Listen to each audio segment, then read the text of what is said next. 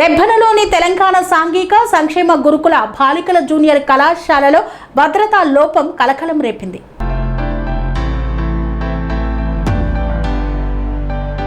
కొమరం భీం ఆసిఫాబాద్ జిల్లా రెబ్బన మండల కేంద్రంలోని తెలంగాణ సాంఘిక సంక్షేమ గురుకుల బాలికల జూనియర్ కళాశాలలో చోటు చేసుకున్న ఘటన బెజ్జూరు మండలం మార్తిడి గ్రామానికి చెందిన ఇంటర్ ద్వితీయ సంవత్సరం విద్యార్థిని బుధవారం సాయంత్రం తల్లిదండ్రులు హాస్టల్లో చేర్పించారు. అయితే గురువారం తెల్లవారుజామున సుమారు 4:21 విద్యార్థిని హాస్టల్ నుండి బయటకు వెళ్లినట్లు సీసీ కెమెరా ఫుటేజీలో నమోదైంది. అయితే విద్యార్థిని బయటకు వెళ్లిన విషయం గంటల తరబడి హాస్టల్ యాజమాన్యానికి తెలియక తీవ్ర విమర్శలకు దారితీస్తోంది. రాత్రి పహార, గేటు భద్రత, సిబ్బంది పర్యవేక్షణపై తల్లిదండ్రులు ప్రశ్నలను లేవనెత్తుతున్నారు. సీసీ కెమెరాలు ఉన్నప్పటికీ రియల్ టైం మానిటరింగ్ లేకపోవడం వల్లే ఘటన ఆలస్యంగా గుర్తించబడిందని ఆరోపిస్తున్నారు. ఇలాంటి ఘటనలు పునరావృతం కాకుండా భద్రతా వ్యవస్థను బలోపేతం చేయాలని డిమాండ్ చేస్తున్నారు. ఇదిలా ఉండగా ఇన్ఛార్జ్ ప్రిన్సిపల్ ఫిర్యాదు మేరకు రెబ్బన పోలీసులు కేసు నమోదు చేసి ప్రత్యేక బృందాలతో దర్యాప్తు చేపట్టారు. సీసీ ఫుటేజీ, సాంకేతిక ఆధారాల సహాయంతో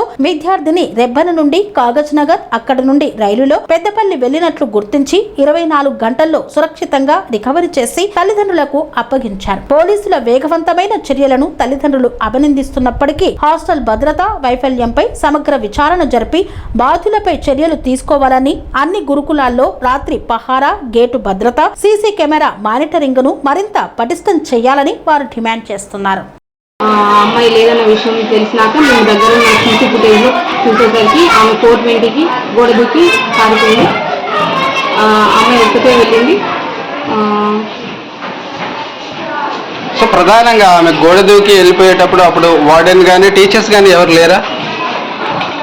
4 o'clock కల్లా మేము బెల్ వీళ్ళని వేకప్ కాల్కి బెల్ రింగ్ చేస్తాము. మరి 4 o'clock వాచ్మెన్ ఉంటుంది, స్టే టీచర్ కూడా ఉంటారు. కానీ వెనుక సైడ్ నుంచి గోడ దూకింది. సో దీనికి బాధ్యత ఎవరు వహించాల్సిన అవసరం ఉంటుంది? ఇప్పుడు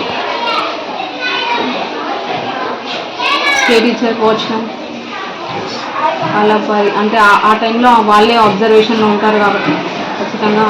సో ఆ అమ్మాయి నిన్ననే వచ్చిందంటారు, ఈ రోజు వెళ్ళిపోయారు అంటున్నారు. మరి ఎంక్వైరీకి సంబంధించి ఎలాంటి ఎంక్వైరీ కొనసాగుతుంది ఎడ్యుకేషన్ సొసైటీ నుంచి?